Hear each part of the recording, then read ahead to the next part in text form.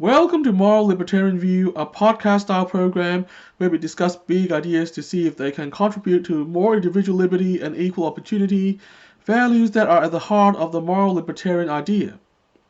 Unlike many popular channels out there, this show is a dedicated non-echo chamber where views from the left, right, and center are all going to be considered without discrimination.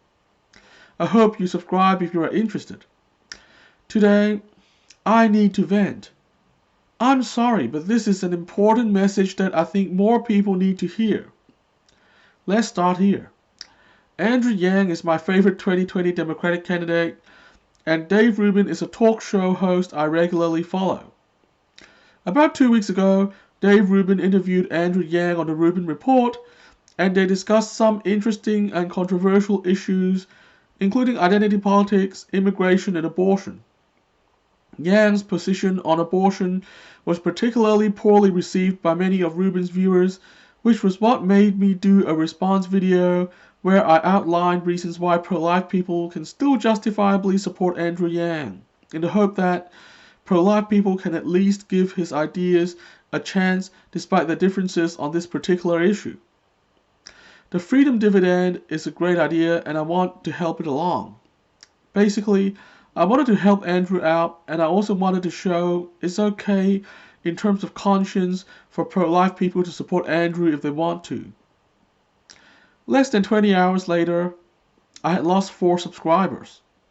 Yes, a loss of 4 in a single day in a channel with only 600 something. That's nearly 1%. By proportion, it would be like if Dave Rubin lost 8,000 or so in a day. I don't even know if it's people from the left or the right who got upset, honestly. I mean, I didn't even say anything particularly controversial. I merely said that there could be a pro-life case for supporting a particular candidate who is pro-choice. Obviously, I had to refer to my own views to make that argument, but those were just personal views and not even political views. I know that abortion is a controversial issue for both sides of US politics right now, but this is still, well, very disappointing. I know I shouldn't take it personally, but this feels like a slap in the face of what I'm trying to do. It's so hard some days. You know, my purpose of doing this, talking about politics here, is to offer a real alternative to the echo chambers true to the classical liberal tradition of the free market of ideas. Unlike many other creators, I don't get a single cent out of it, but I feel like I'm making a difference because I'm smashing the echo chambers, giving a different take on the issues, and encouraging people to look across the divide. I want to tackle the echo chamber problem because, in the landscape of echo chambers, there's no effective free speech and there's no effective free market of ideas, and I am worried about that. If you want to echo chambers, there's always a lot of popular places to go to. If you want regular conservative stuff, there's always The Blaze and The Ben Shapiro Show. If you want regular left-wing stuff, there's always David Pakman and The Young Turks. And if you want far-left stuff, there's always BreadTube. Don't get me wrong, I'm subscribed to all of these myself, but sometimes they feel just like 3 big blobs of echo chamber talk where everyone shares the same view on everything.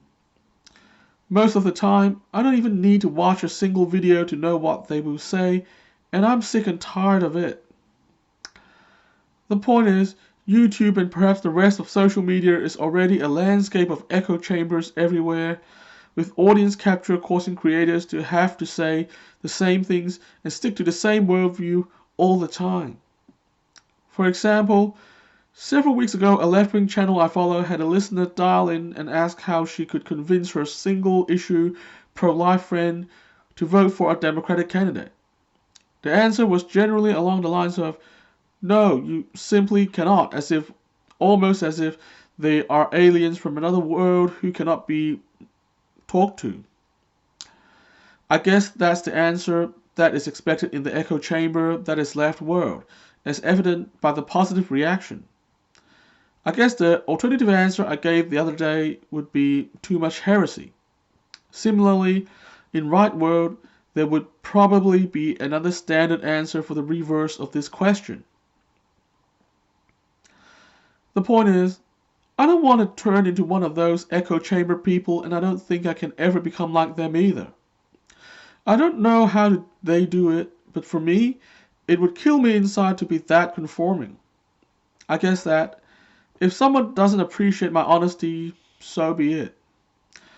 But to be true to yourself is difficult, especially on social media, where all the tribal conformists get to have lucrative careers, and where all the true contrarians get regularly punished for their honesty. I believe this online echo chamber culture is what is making our politics so toxic right now. In a way, rational and open-minded thinking has been swallowed up by identity politics everywhere, and it kills me to see that. Sometimes it feels like I'm the only one fighting for diversity and real rational thinking out here, when everyone else is more interested in being a true conservative, a true progressive, or a true whatever. Guess what?